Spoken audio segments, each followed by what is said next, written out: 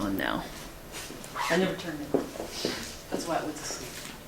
So, again on this picture, what you see in the yellowish white, that's urine drainage. And on this picture, I want you to add in that this stuff, all of this and this together, this is called the tubule.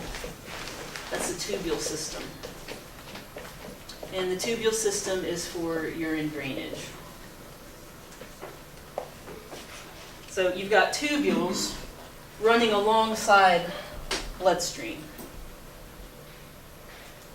You ever been on a highway where there's the interstate here, and then there's this other road over here that's not part of the interstate, but they're going together alongside each other? That's kind of what these are like. So you've got the drainage tubule system, and then the blood system running alongside it up here. And that's for doing the filtering process.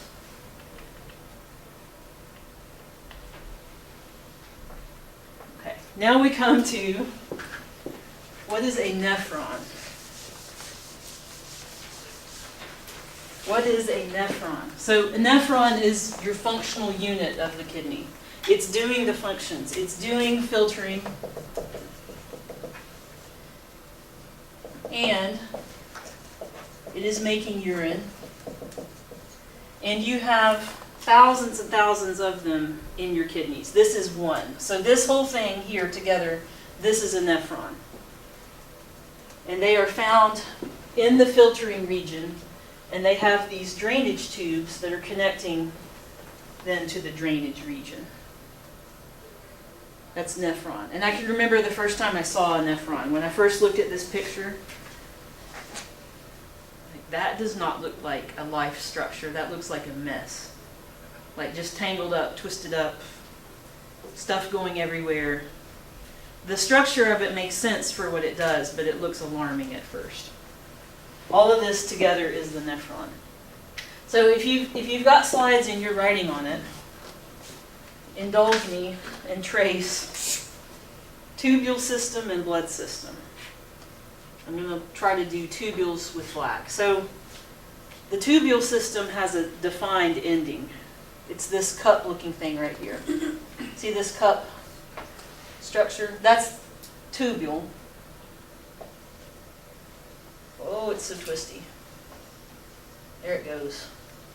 And it takes this big loop, comes back up. Oh, it's twisting again. Can't even. Oh, and then it gets into this straight region. This is heading eventually toward the ureters. This is going into the drainage system. So what comes out here, by the time we get to this end right here, the fluid that's here, that's urine. It's finished.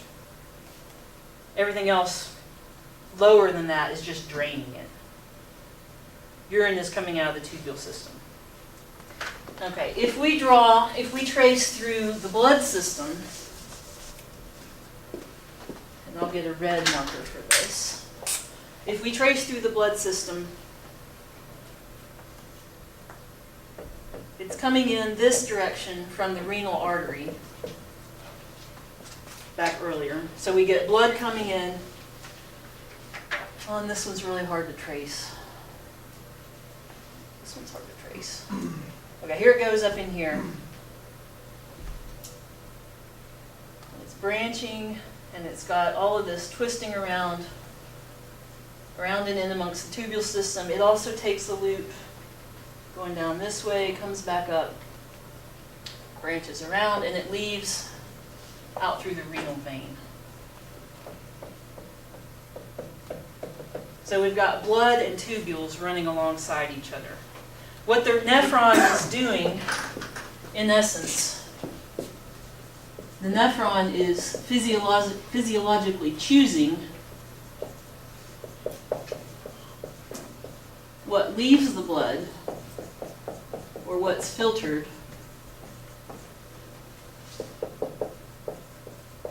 and what stays in. What's retained in the blood.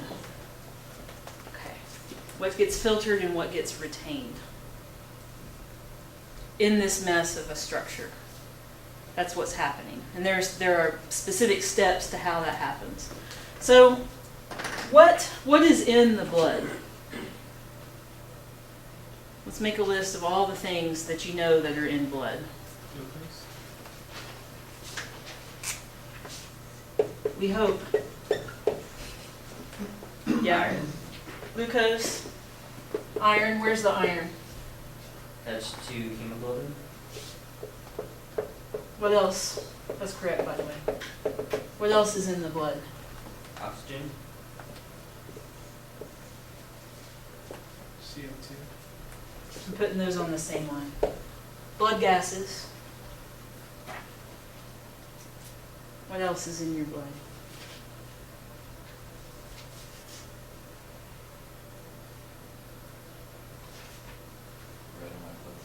Yeah, blood cells. It's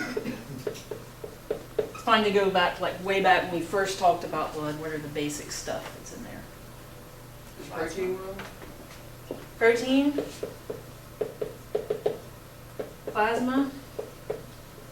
What's the bulk of plasma? Water. Everyone's afraid to say it, so obvious.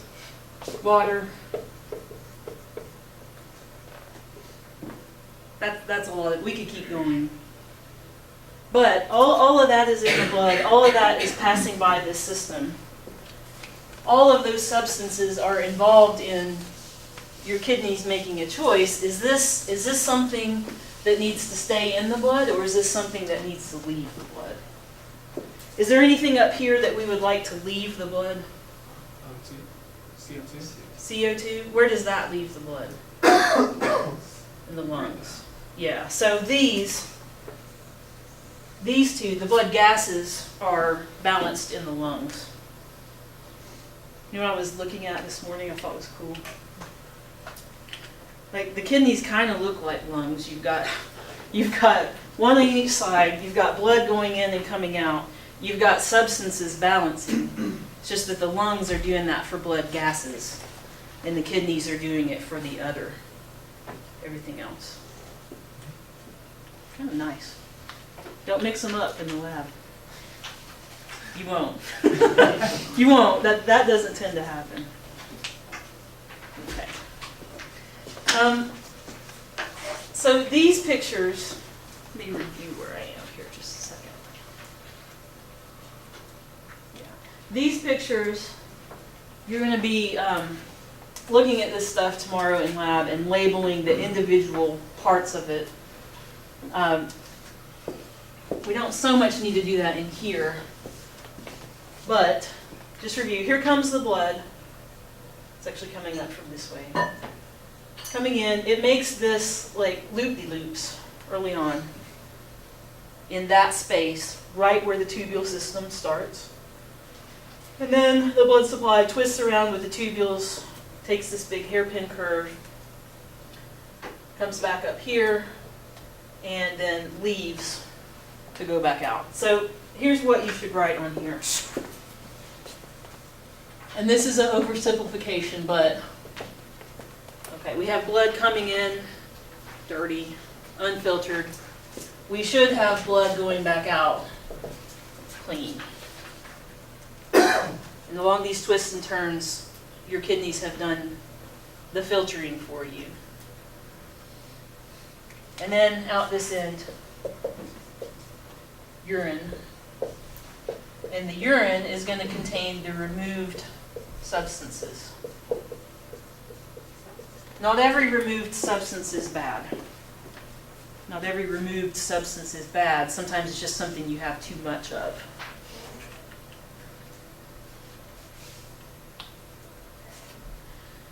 Okay, and then this picture is for the tubules, just giving you the parts. Something to note, the tubule names are pretty nice. So there's something called glomerular capsule. We'll talk about that next. And then proximal. What's proximal mean? Close.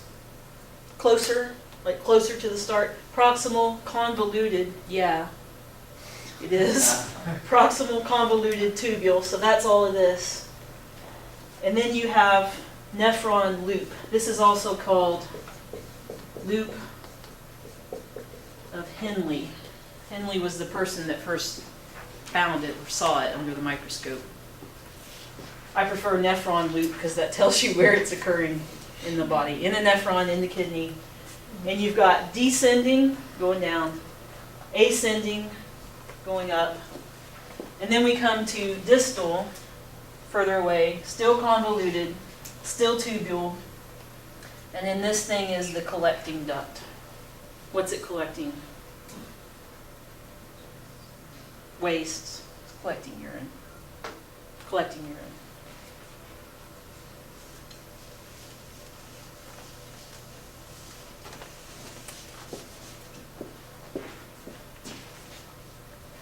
Okay, so now this is the important, they're all important, but this is the most important anatomy in your kidney, is the place where the tubule system starts.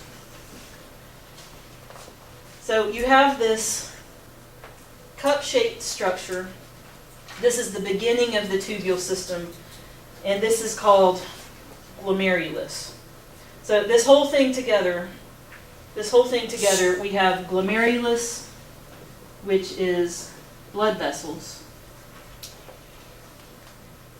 So you have blood coming in, afferent arterial, it just means coming in, afferent arterial, blood coming in. You have these loops of blood vessel called glomerulus. You have blood coming out, efferent, that's exit, efferent arteriole, blood is coming out. So that's the blood part. Surrounding this glomerulus, you have the beginning of the tubule system, which actually dips down like this. And that's called glomerular capsule. So the capsule surrounds the glomerulus.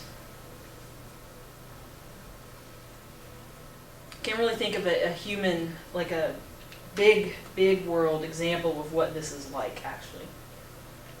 It's like if you twisted up some Christmas lights when you were going to put them away and then you put them in a baggie or something like that. Maybe. This part, I'm going to turn the lights all the way out so you can see really well the glomerulus itself. So here's blood vessels.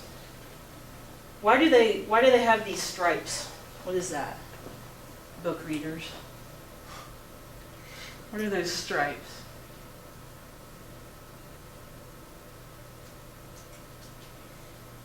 Do you know? Did you get that far? They're capillary slits. They're capillary slits. So we talked about before that capillaries are leaky and fluid can go in and out. All capillaries are leaky. Capillaries in a glomerulus are really leaky. They have this structure on purpose. So it's like, instead of smooth-walled stuff, it's like one of those laundry bags. Do y'all use those? Like for shoelaces? If you're going to wash something that's small and you don't want it twisting all around, you put it in a laundry bag. The detergent goes in and out in the water, and it holds something in, but it's so leaky. Capillary slits. So your glomerular capillaries they are the slittiest capillaries, the leakiest capillaries you have all over your body, and they're that way on purpose. Mesh. Hmm? So it's like mesh. Kind of like a mesh. Kind of like a mesh. Yeah. So there's your glomerulus, there's your capsule. All of this together is called renal, for kidney, renal corpuscle. That's an old school word, corpuscle. Renal corpuscles. That's the combo structure. That's the shoelaces in the laundry bag. Here's some other pictures of them, and these are really nice electron micrographs. So there's your glomerulus. The capsules have been dissolved away in this. You're just seeing the blood supply. But here's a glomerulus in the capsule. You can see the capillary slits. You can see the space inside the capsule.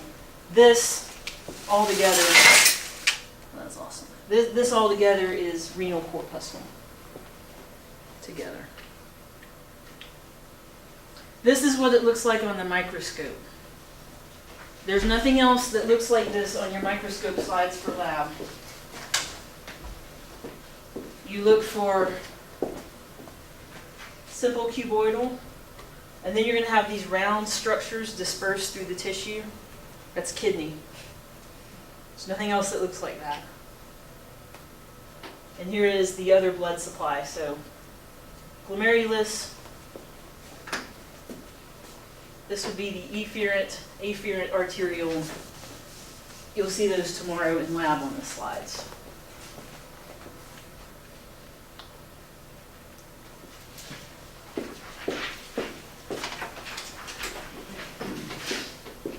So these nephron structures, they are doing blood filtering, they're doing urine formation, and they have 3 specific steps that they do that. So yes, we're going to produce urine. This is what's supposed to be in urine for a healthy person. Make a note. Healthy urine is going to have wastes. It's always going to have water. That's a given. It's going to have some electrolytes in it. That's normal. That's your normal set of substances. I think you're also going to do urinalysis tomorrow. Just on yourself. See if your urine is healthy this week. This is what it should have. If you get interesting colors on your urinalysis, there's something in it that shouldn't be. It's not a drug test. Han used to joke with his students. They're like, "What's this box?" And he'd say, "Well, that's the pregnancy test box." That's mean. That's really mean thing. It is not, okay? It is not going to test for that. Or for drugs in particular. But to make urine, whether it's healthy or not, there's 3 big steps to it. This is a list of what are the steps, what are they called. This is something you should commit to memory. And going through how the steps operate, we're going to do some of that today and some of that on Wednesday. But glomerular filtration, it happens in the glomerulus. We're filtering through those capillary slits. That makes sense. Second step, tubular. So this is happening in the tubules. Tubular reabsorption. And then something called tubular secretion. Those are the 3 steps. That is in order. They are in order. Yes. The order matters. If they went out of order, it wouldn't work. That's a good question. And this will be a useful review picture, and later I'll be coming back and writing what actually is moving in each of these steps. So something that's coming up, I know we just had a test, but on your next test, you need to memorize these 3 stages, what's moving in each stage, and how does it operate. I'm going to use this bag of stuff in just a minute. So blood comes in. This is a simplified picture of the glomerular capillaries. Blood comes out. And this part is the blood and the tubules running alongside each other. And this is showing how is this oriented. So we filter here. So this is filtering. These steps are balancing. So here we do filtering, which is not selective for the most part. And these 2 stages, we have a selective balancing of what goes into the urine, what stays in the blood. Urine that's still in process in the tubules is called tubular fluid. It's not urine yet. It's still in process. Yeah. Is this where it's all twisting around after the Yes. cycle? Okay. Yes, good question. So here they're showing it like straightened out and nice. This part, where do we go back to? Is this and this and this. So let's draw that on here too. Go back to one of these pictures of your choice. And we could write here, here's filtration. There's filtration. And I could just draw a circle and exclude that, and every other thing is selective balancing. So selective balancing of blank, and we could talk about sodium, we could talk about water, urea. Selective balancing of blank between the tubules and between the blood. So if it goes into the tubules, it's on its way out of your body. If it goes back into the blood, it's staying in your body.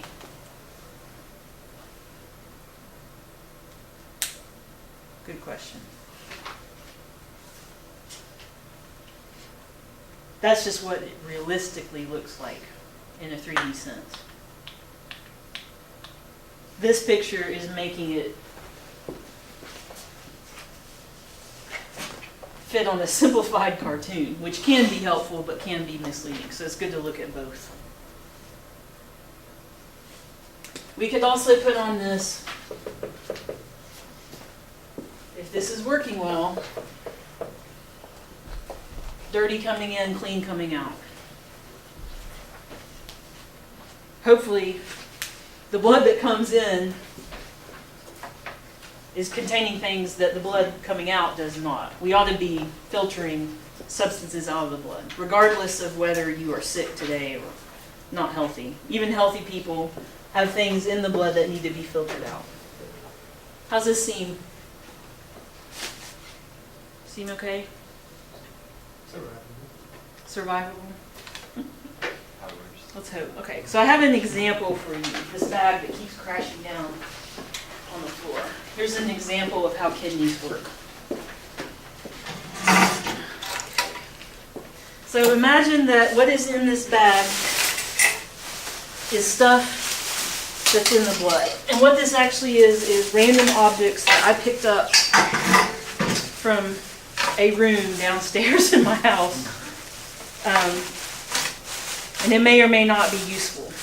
Okay, so there's some stuff that's just big stuff. Big stuff. Like this stuff. This is kind of big, so I'm going to put it over here. And then everything else I'm going to dump out on this table. Oh my gosh. So we've got all this stuff, and I'm going to dump it out and look through it. And if it's, and the bag has a hole in it, I just noticed. If it's something that I really need, I'm going to put it back. None of this do I really need, but if someone in my house really needs it, I'm going to put it back. Okay. Throwing that away. Yes, this is to hang up Christmas wreaths. How about some money from Singapore? Okay.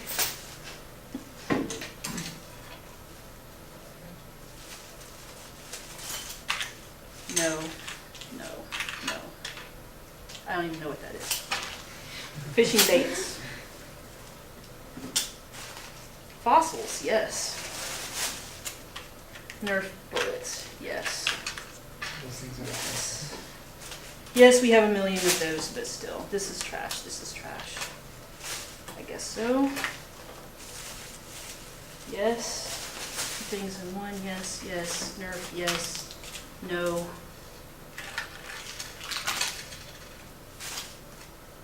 Blinky Christmas lights. You can see how long this has been accumulating. Yes, I guess so. I don't know what that is. No. I guess. Scrabble letters. Buttons.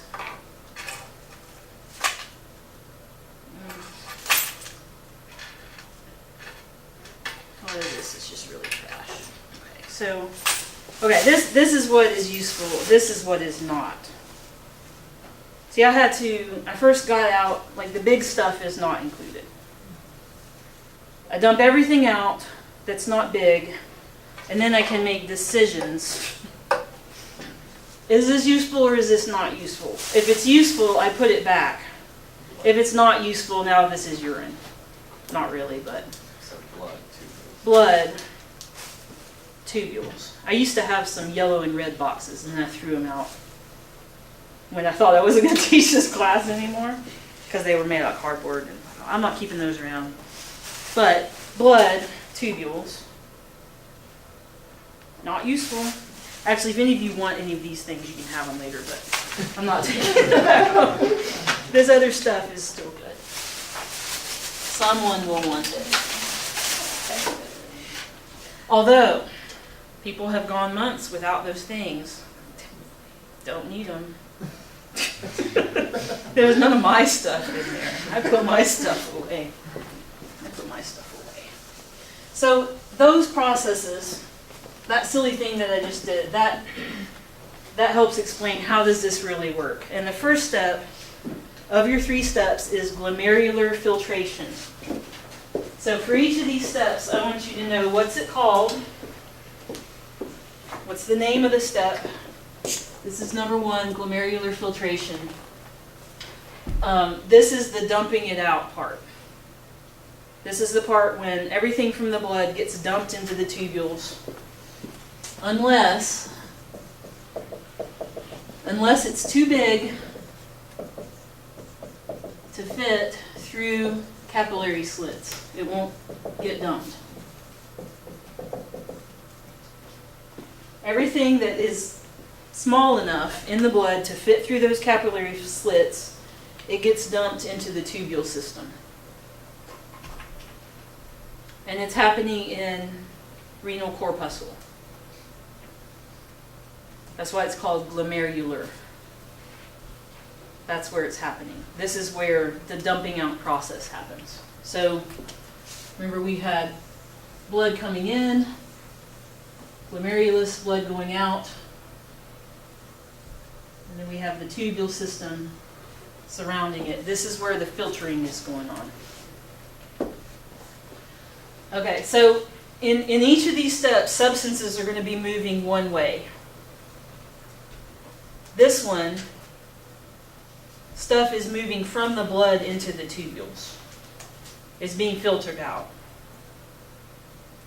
We're going from the blood into tubules, to put it simply.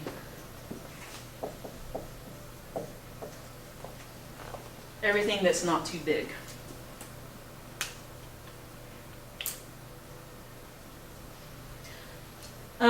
I actually would like to have 2 lists here. What does get filtered out and what does not get filtered out. Do I have that? Okay, we'll do 2 separate lists. What goes out? What are some things that go out through those slits? Waste. Yes. What else goes out? Water. Put wastes. Water. What else?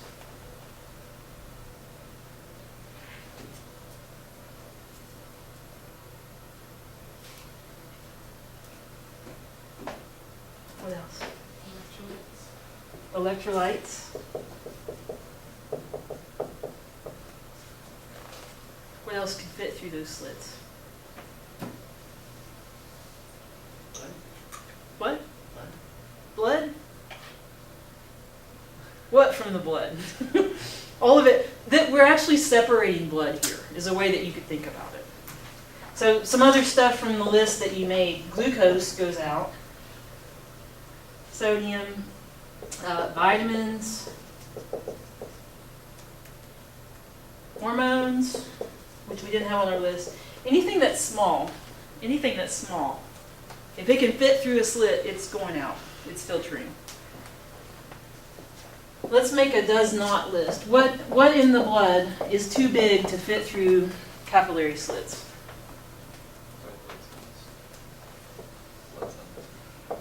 Blood cells in general.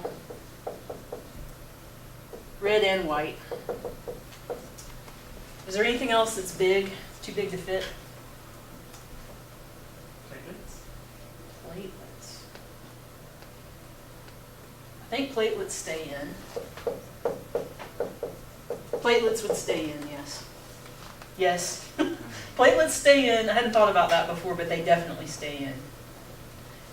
Anything else? What else is in your blood that's big? Relatively big. Your big plasma proteins stay in. So your bigger plasma proteins stay in. They're too big to fit through the slits. So anything that's not this is going out. Anything that's not too big does get filtered out. And where does it go? Tubules. It's going into the capsule. So it's going into the capsule, and it's getting into the tubule system for the first time here. If it's not big, it's going into the tubule system from the start. And it's not selective, like big stay in, small fit through. At this point, the stuff that's in the, you can't see that, the stuff that's in the tubules, that's called filtrate. So the stuff that came out of the blood and it went into the tubules, it's filtrate, and it has all the small things into filtrate. You know that song? It's old. That's the filtrate. There's still good stuff in the filtrate. The filtrate still has useful stuff in it. Like we don't want to get rid of all that now. That would be throwing the baby out with the wastewater. So what's in the filtrate after glomerular filtration is not all bad stuff. It's just small stuff, and we need to get some of it back. And that's what the next step is going to be. Oh yeah, there is what doesn't get filtered out. We already talked about that. Okay, so here's the picture, just to review. And this one has some helpful, it's showing you like really what's the size of the holes. The holes themselves are called fenestri. It's a Latin word. I think that's not on your lab list, but there are holes in the capillary. Small stuff will go out. And the driving force for this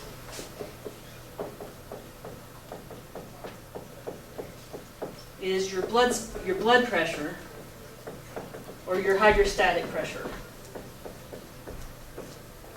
So you do have blood coming in under pressure, pushing out the small stuff into the capsule and into the tubule system. I mean, not everything. You still have blood coming out of the glomerular capillaries too, but a lot of small stuff has got filtered out here. Anything small, that's glomerular filtration.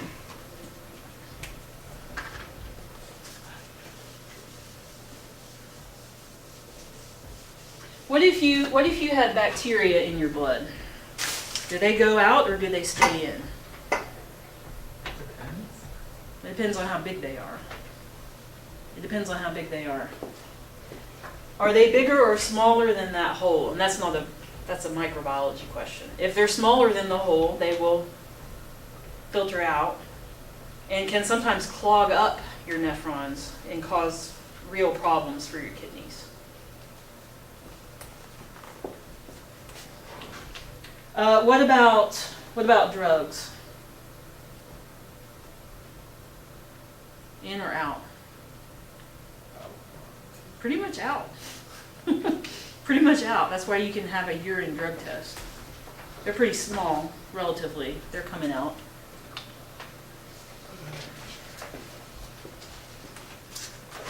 So, one other thing that you need to know about these steps is what causes that to happen. What causes filtration? Filtration is really easy to understand. You just have blood coming in under pressure. Oh my goodness, here's the arrows again. Same thing. You have hydrostatic pressure pushing out. You have osmotic pressure pushing in. Where's the osmotic pressure coming from?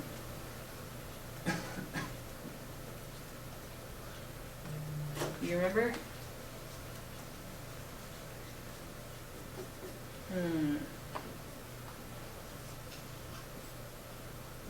How do we get this osmotic pressure?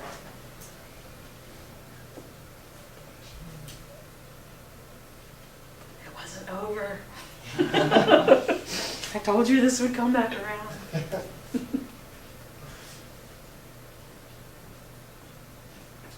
What keeps pulling water back in? Cells. It's the stuff that didn't get filtered out. So remember your big plasma proteins, and we say those are important for maintaining osmotic pressure. Your plasma proteins pull water back in. That's why all your blood doesn't drain out of the capillaries here.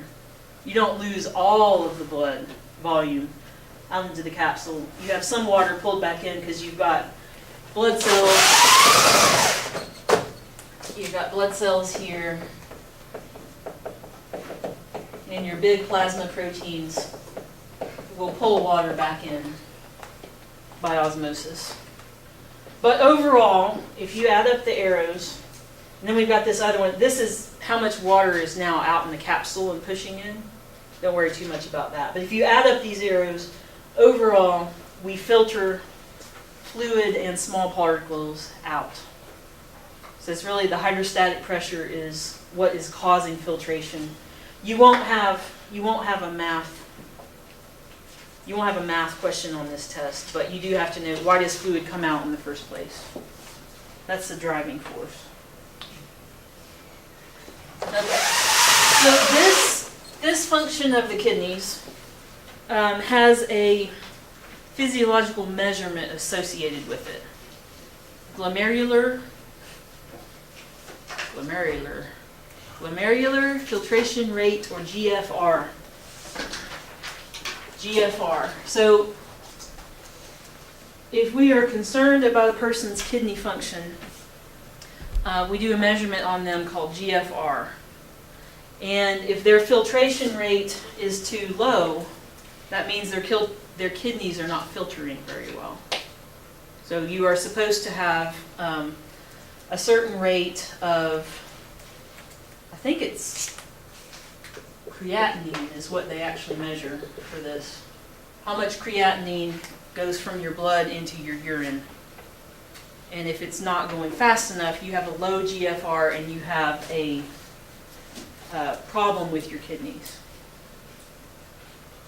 If you have people you know that have kidney failure, or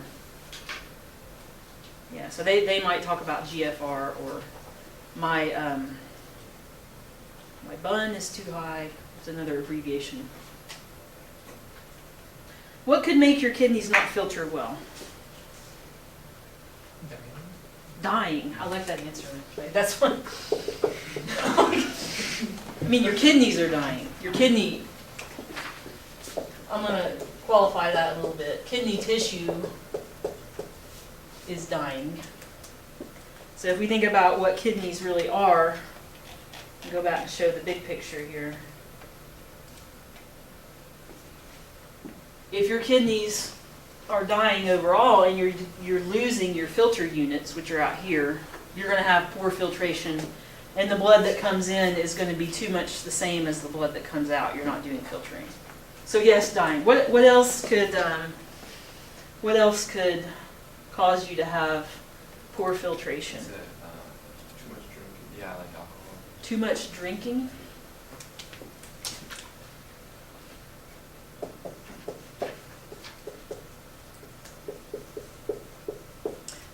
That damages your liver first, but it can also affect your kidneys. Another one is clogging in the glomerulus, not dancing, but you have clogged up capillary slits. Clogged up capillary slits. Anything else? What about like dehydration?